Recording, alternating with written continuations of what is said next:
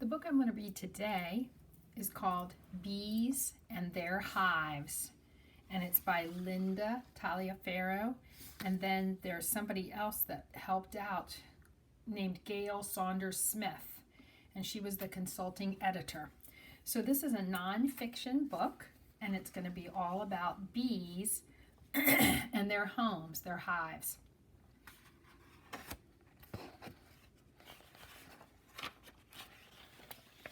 Building the hive. Bees live in hives. Bees build hives in trees or logs. Bees work for about 2 weeks to make a hive.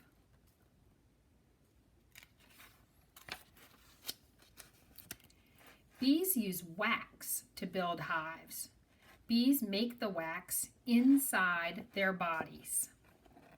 I'm going to slide this picture up just a little bit so you can see the shape of the little cells in the hive. Inside the hive, bees shape wax into cells. Rows of wax cells make a honeycomb. And if you look kind of closely at these cells, you will see that they're not a perfect circle. They kind of have edges to them. 1, 2, 3, 4, 5, 6 sides. And if you remember from when we talked about shapes in math, a 6-sided figure is called a hexagon. And so these honeycombs, their cells are sort of hexagonal shaped. Not a perfect one, but pretty close when you look at them up closely. A queen bee lays thousands of eggs. She lays 1 egg in each cell. And if you look at this picture, they have put a little label to show you which one is the queen bee, and you notice how does she look a little different than those other workers. Yeah, her color is a little different, and she's bigger. And I believe if we look up here, we can see where she has laid eggs. Young bees hatch from the eggs. Worker bees feed the young bees. So that's a worker bee feeding a young bee. Guard bees protect the hive. They sting enemies that try to come inside the hive. And this is a honeybee guarding the box hive. So he's a guard. In hot weather, bees quickly fan their wings. Fanning cools the hive.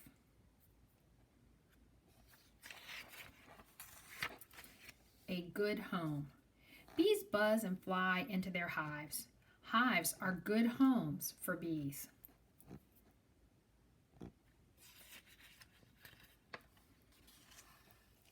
And that is the end of this little book about hives. And let's look right here at what we found in the back of this book. We've talked about these before. A glossary. And a glossary is like a mini dictionary resource that gives us the meanings of words. And in the back of a nonfiction book, a glossary is going to give us the meanings of some of the words that we found in the book. So whenever you're reading, if you're reading by yourself and you run across a word that you don't know, you always want to ask about it. Either ask a person who's nearby, or check in the back if it's a nonfiction book to see if there's a glossary, or look it up in a dictionary at your house or online to find out what a word means. You don't ever want to skip over a word that you're not sure about, because that's how we all build our vocabularies. That's how we all know new words and know new information, is to look up words when we don't know them. So let's just look through this glossary real quickly. Cell, there's our word cell with that soft C at the beginning. And that is the small section of the honeycomb. And look, cells have 6 sides, right? So what do we call that shape?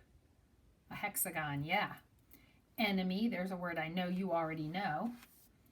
Hive, that's a structure where a colony of bees live. So that's where they're home. And this also gives us a little extra information that says thousands of bees live in one hive. And then honeycomb, that's a group of wax cells.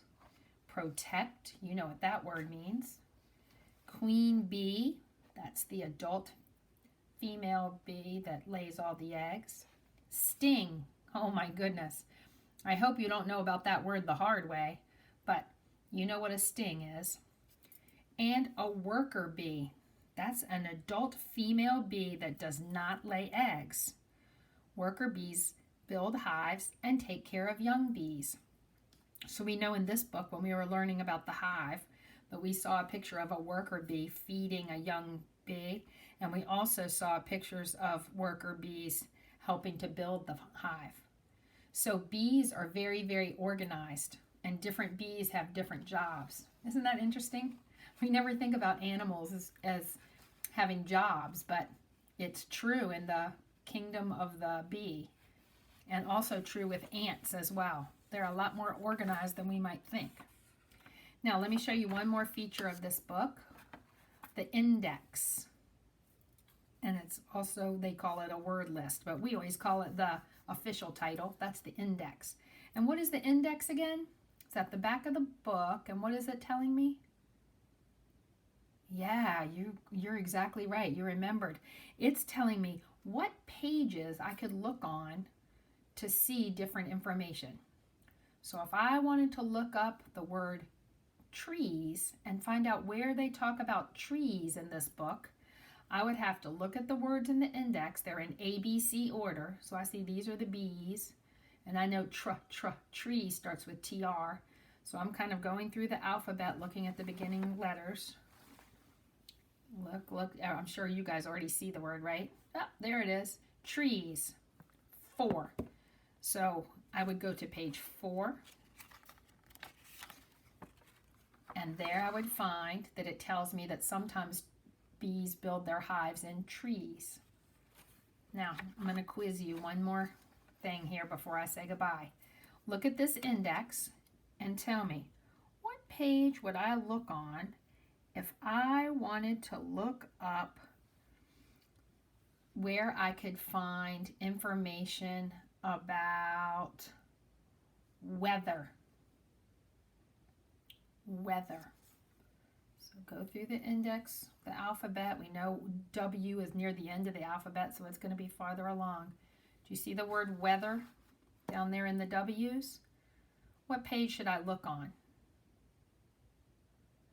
18. Good. All right, I'm going to flip over to page 18 and see what it mentions about weather. Oh, that's where it told me. It taught me that in hot weather, bees can flap their wings to stay cool in the hive. Good. Okay, so think about that animal home and where it is and how it works great for bees.